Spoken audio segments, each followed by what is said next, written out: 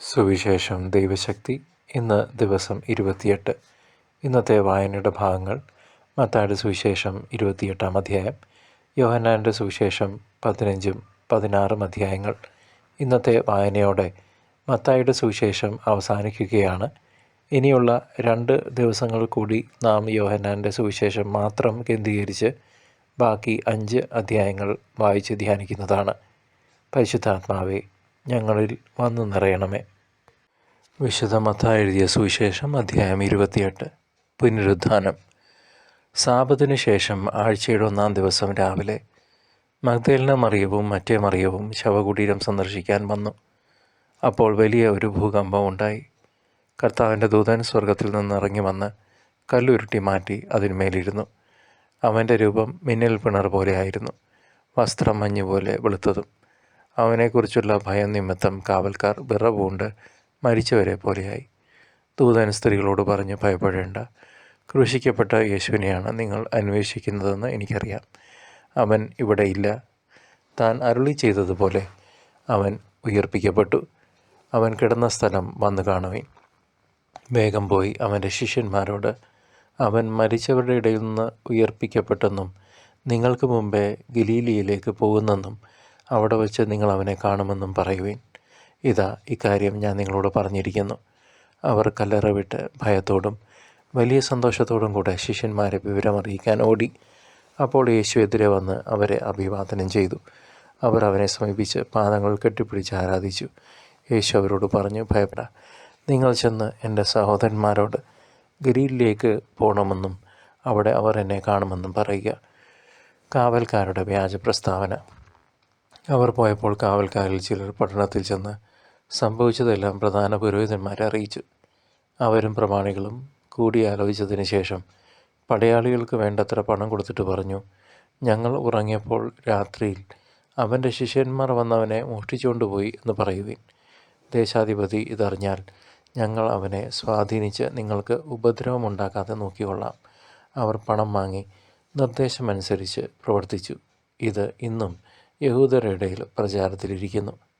പ്രേക്ഷിത ദൗത്യം. യേശു നിർദ്ദേശിച്ചതുപോലെ 11 ശിഷ്യന്മാരും ഗലീലിയയിലെ മലയിലേക്ക് പോയി. അവനെ കണ്ടപ്പോൾ അവർ അവനെ ആരാധിച്ചു. എന്നാൽ ചിലർ സംശയിച്ചു. യേശു അവരെ സമീപിച്ച് അരുളി ചെയ്തു, സ്വർഗത്തിലും ഭൂമിയിലുമുള്ള എല്ലാ അധികാരവും എനിക്ക് നൽകപ്പെട്ടിരിക്കുന്നു. ആകയാൽ നിങ്ങൾ പോയി എല്ലാ ജനതകളെയും ശിഷ്യപ്പെടുത്തുവീൻ. പിതാവിൻ്റെയും പുത്രൻ്റെയും പരിശുദ്ധാത്മാവിൻ്റെയും നാമത്തിൽ അവർക്ക് ജ്ഞാനസ്നാനം നൽകുവിൻ. ഞാൻ നിങ്ങളോട് കൽപ്പിച്ചവയെല്ലാം അനുസരിക്കാൻ അവരെ പഠിപ്പിക്കുവിൻ. യുഗാന്തം വരെ എന്നും ഞാൻ നിങ്ങളോട് കൂടെ ഉണ്ടായിരിക്കും. യോഹന്നാൻ്റെ സുവിശേഷം 15-ാം അധ്യായം. മുന്തിരിച്ചെടിയും ശാഖകളും. ഞാൻ സാക്ഷാൽ മുന്തിരിച്ചെടിയും എൻ്റെ പിതാവ് കൃഷിക്കാരനുമാണ്. എൻ്റെ ശാഖകളിൽ ഫലം തരാത്തതിനെ അവിടുന്ന് നീക്കിക്കളയുന്നു. എന്നാൽ ഫലം തരുന്നതിനെ കൂടുതൽ കായ്ക്കാനായി അവിടുന്ന് വെട്ടിയൊരുക്കുകയും ചെയ്യുന്നു. ഞാൻ നിങ്ങളോട് പറഞ്ഞ വചനം നിമിത്തം നിങ്ങൾ ശുദ്ധിയുള്ളവരായിരിക്കുന്നു. നിങ്ങൾ എന്നിൽ വസിക്കുവിൻ, ഞാൻ നിങ്ങളിലും വസിക്കും. മുന്തിരിച്ചെടിയിൽ നിൽക്കാതെ ശാഖയ്ക്ക് സ്വയമേവ ഫലം പുറപ്പെടുവിക്കുവാൻ സാധിക്കാത്തതുപോലെ എന്നിൽ വസിക്കുന്നില്ലെങ്കിൽ നിങ്ങൾക്കും സാധിക്കുകയില്ല. ഞാൻ മുന്തിരിച്ചെടിയും നിങ്ങൾ ശാഖകളുമാണ്. ആരെന്നിലും ഞാൻ അവനിലും വസിക്കുന്നുവോ അവനേറെ ഫലം പുറപ്പെടുവിക്കുന്നു. എന്നെ കൂടാതെ നിങ്ങൾക്ക് ഒന്നും ചെയ്യാൻ കഴിയുകയില്ല. എന്നിൽ വസിക്കാത്തവൻ മുറിച്ച ശാഖ പോലെ പുറത്തിടുകയും ഉണങ്ങിപ്പോവുകയും ചെയ്യുന്നു. അത്തരം കമ്പുകൾ ശേഖരിച്ച് തീയിലിട്ട് കത്തിച്ച് കളയുന്നു.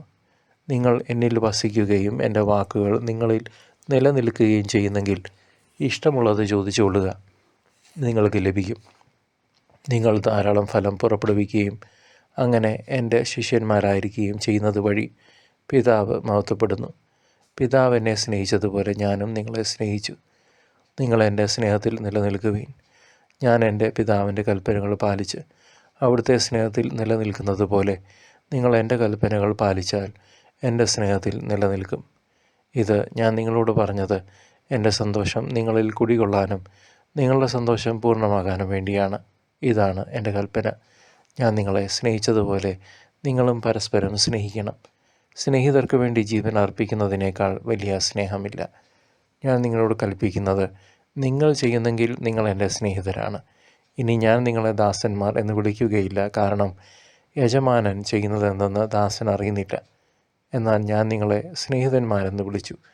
എന്തെന്നാൽ എൻ്റെ പിതാവിൽ നിന്ന് കേട്ടതെല്ലാം നിങ്ങളെ ഞാൻ അറിയിച്ചു. നിങ്ങൾ എന്നെ തിരഞ്ഞെടുക്കുകയല്ല, ഞാൻ നിങ്ങളെ തിരഞ്ഞെടുക്കുകയാണ് ചെയ്തത്. നിങ്ങൾ പോയി ഫലം പുറപ്പെടുവിക്കുന്നതിനും നിങ്ങളുടെ ഫലം നിലനിൽക്കുന്നതിനും വേണ്ടി ഞാൻ നിങ്ങളെ നിയോഗിച്ചിരിക്കുന്നു. തന്മൂലം നിങ്ങൾ എൻ്റെ നാമത്തിൽ പിതാവിനോട് ചോദിക്കുന്നതെന്തും അവിടുന്ന് നിങ്ങൾക്ക് നൽകും. ഞാൻ നിങ്ങളോട് കൽപ്പിക്കുന്നു, പരസ്പരം സ്നേഹിക്കുവിൻ. ലോകം നിങ്ങളെ വെറുക്കും. ലോകം നിങ്ങളെ ദ്വേഷിക്കുന്നുവെങ്കിൽ അതിനു മുമ്പേ അതെന്നെ ദ്വേഷിച്ചു എന്ന് അറിഞ്ഞുകൊള്ളുവിൻ. നിങ്ങൾ ലോകത്തിൻ്റേതായിരുന്നുവെങ്കിൽ ലോകം സ്വന്തമായതിനെ സ്നേഹിക്കുമായിരുന്നു. എന്നാൽ നിങ്ങൾ ലോകത്തിൻ്റേതല്ലാത്തതുകൊണ്ട് ഞാൻ നിങ്ങളെ ലോകത്തിൽ നിന്ന് തിരഞ്ഞെടുത്തതുകൊണ്ട് ലോകം നിങ്ങളെ ദ്വേഷിക്കുന്നു. ദാസൻ യജമാനേക്കാൾ വലിയവനല്ല എന്ന് ഞാൻ നിങ്ങളോട് പറഞ്ഞ വചനം ഓർമ്മിക്കുവിൻ. അവർ എന്നെ പീഡിപ്പിച്ചുവെങ്കിൽ നിങ്ങളെയും പീഡിപ്പിക്കും. അവർ എൻ്റെ വചനം പാലിച്ചുവെങ്കിൽ നിങ്ങളുടേതും പാലിക്കും. എന്നാൽ എൻ്റെ നാമം മൂലം അവർ ഇതെല്ലാം നിങ്ങളോട് ചെയ്യും, കാരണം എന്നെ അയച്ചവനെ അവരറിയുന്നില്ല. ഞാൻ വന്ന് അവരോട് സംസാരിച്ചിരുന്നില്ലെങ്കിൽ അവർക്ക് പാപം ഉണ്ടാകുമായിരുന്നില്ല. എന്നാൽ ഇപ്പോൾ അവരുടെ പാപത്തെക്കുറിച്ച് അവർക്ക് ഒഴികഴിവില്ല. എന്നെ ദ്വേഷിക്കുന്നവൻ എൻ്റെ പിതാവിനെ ദ്വേഷിക്കുന്നു. മറ്റാരും ചെയ്തിട്ടില്ലാത്ത പ്രവൃത്തികൾ ഞാൻ അവരുടെ ഇടയിൽ ചെയ്തില്ലായിരുന്നുവെങ്കിൽ അവർക്ക് പാപമുണ്ടാകുമായിരുന്നില്ല.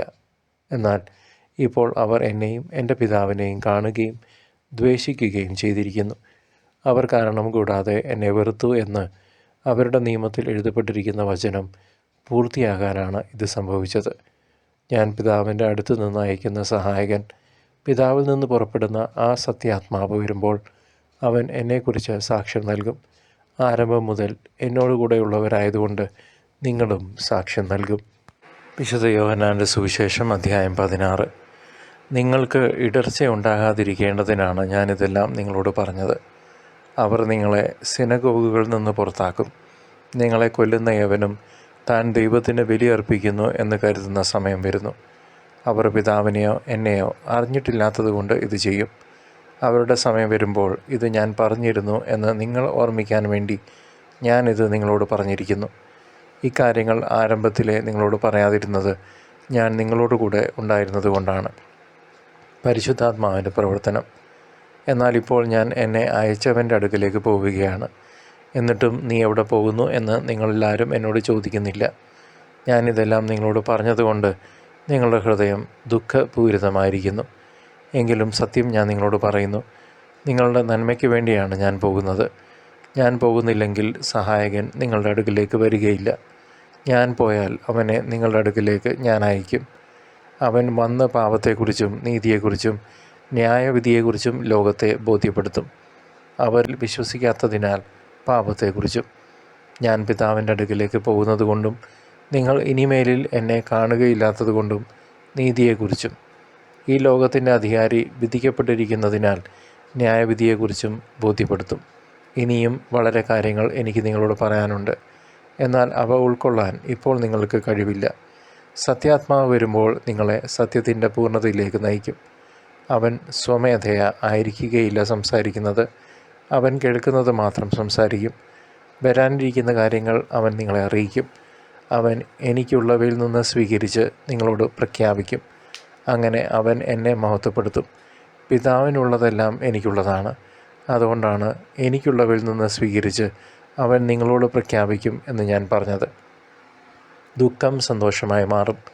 അല്പസമയം കഴിഞ്ഞാൽ നിങ്ങൾ എന്നെ കാണുകയില്ല. വീണ്ടും അല്പസമയം കഴിഞ്ഞാൽ നിങ്ങൾ എന്നെ കാണും.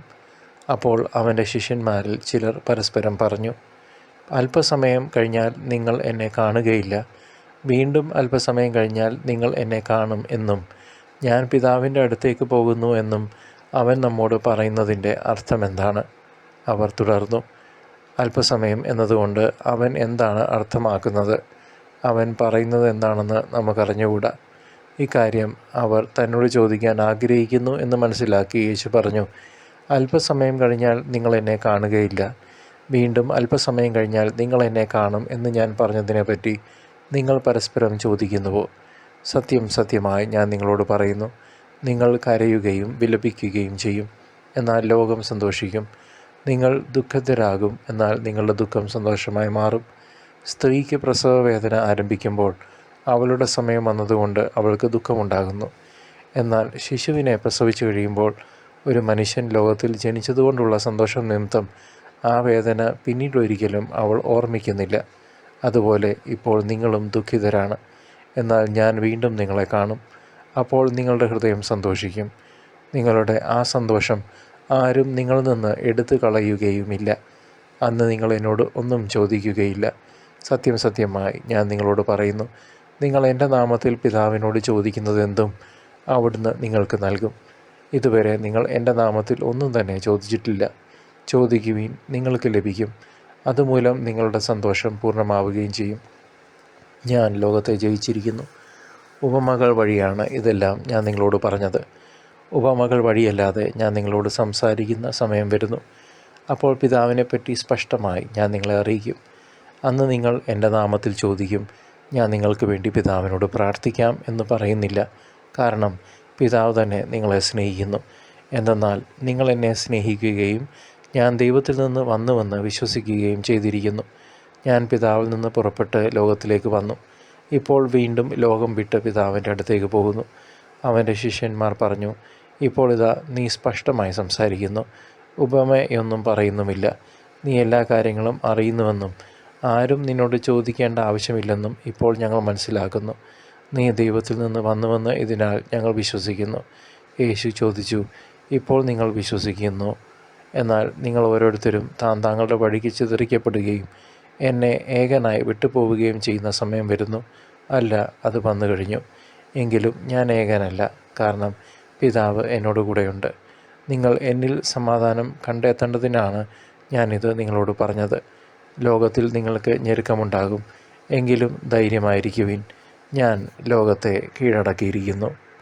പ്രിയ ദൈവജനമേ, യോഹന്നാൻ്റെ സുവിശേഷം 15-ാം അധ്യായത്തിൽ യേശു തന്നെ മുന്തിരിച്ചെടിയായും നമ്മെ ഓരോരുത്തരെയും ആ മുന്തിരിച്ചെടിയുടെ ശാഖകളായും ഉപമിച്ചുകൊണ്ട് ദൈവിക സ്നേഹത്തിൻ്റെ ആഴം വെളിപ്പെടുത്തുന്നു. യോഹന്നാൻ 16-ൽ തൻ്റെ വേർപാടിനെക്കുറിച്ചും വരാനിരിക്കുന്ന പരിശുദ്ധാത്മാവിനെക്കുറിച്ചും നൽകുന്ന വാഗ്ദാനം സഭയുടെ നൈരന്തര്യത്തിന് അടിസ്ഥാനമായി നിലകൊള്ളുന്നു. മത്തായി 28-ൽ ക്രിസ്തുവിൻ്റെ ഉത്ഥാനവും ലോകം മുഴുവനിലും സുവിശേഷം അറിയിക്കാനുള്ള വലിയ ദൗത്യവും നാം ദർശിക്കുന്നു. ഇന്നത്തെ ലോകത്ത് മനുഷ്യൻ അനുഭവിക്കുന്ന ഒറ്റപ്പെടലിനും അശാന്തിക്കും പരിഹാരമായി ക്രിസ്തുവിനോട് ചേർന്ന് നിൽക്കണമെന്ന സന്ദേശം ഈ വചനങ്ങൾ നൽകുന്നു. അവിടുത്തെ സ്നേഹത്തിൽ വസിക്കുന്നവർക്ക് മാത്രമേ ലോകത്തിൻ്റെ വെല്ലുവിളികളെ അതിജീവിക്കുവാനും ആത്മീയ ഫലങ്ങൾ പുറപ്പെടുവിക്കുവാനും സാധിക്കുകയുള്ളൂ. സഹനങ്ങളും പീഡനങ്ങളും ഉണ്ടാകുമെന്ന് യേശു മുന്നറിയിപ്പ് നൽകുന്നത് ഇന്നത്തെ കാലഘട്ടത്തിലെ വിശ്വാസികൾക്ക് വലിയ കരുത്താണ്. ലോകാവസാനം വരെ ഞാൻ നിങ്ങളോട് കൂടെ ഉണ്ടായി എന്ന മത്തായി 28-ലെ വാഗ്ദാനം സഭയുടെ ഓരോ പ്രവർത്തനത്തിലും ജീവൻ പകരുന്നു. പിതാവിങ്കിലേക്ക് പോകുന്ന യേശു നമ്മെ അനാഥരായി വിടുന്നില്ല, മറിച്ച് സത്യത്തിൻ്റെ ആത്മാവിനെ നൽകി നമ്മെ നയിക്കുകയാണ്. ലോകത്തെ കീഴടക്കിയ ക്രിസ്തുവിൽ വിശ്വസിക്കുന്നവന് ഭയപ്പെടാൻ ഒന്നുമില്ലെന്ന് ഈ അധ്യായങ്ങൾ നമ്മെ ഓർമ്മിപ്പിക്കട്ടെ. സഭയുടെ പ്രബോധനമനുസരിച്ച് ഈ വചനങ്ങൾ വിശുദ്ധ കുർബാനയിലൂടെയും പരിശുദ്ധാത്മാവിലൂടെയും ഇന്നും സജീവമായി അനുഭവവേദ്യമാകുന്നു. 4 സുവിശേഷങ്ങളും ഇന്നത്തെ 3 പ്രത്യേകിച്ച് ക്രിസ്തുവിൻ്റെ ഉത്ഥാനത്തെയും അവിടുന്ന് നൽകിയ സമാധാനത്തെയും ഏകസ്വരത്തിൽ സാക്ഷ്യപ്പെടുത്തുന്നത് വിശ്വാസത്തിൻ്റെ അടിത്തറയാണ്. യോഹന്നാൻ്റെ സുവിശേഷം ക്രിസ്തുവുമായുള്ള ആത്മീയ ഐക്യത്തിന് ഊന്നൽ നൽകുമ്പോൾ മത്തായിയുടെ സുവിശേഷം സഭാത്മകമായ ദൗത്യത്തിന് പ്രാധാന്യം നൽകുന്നു.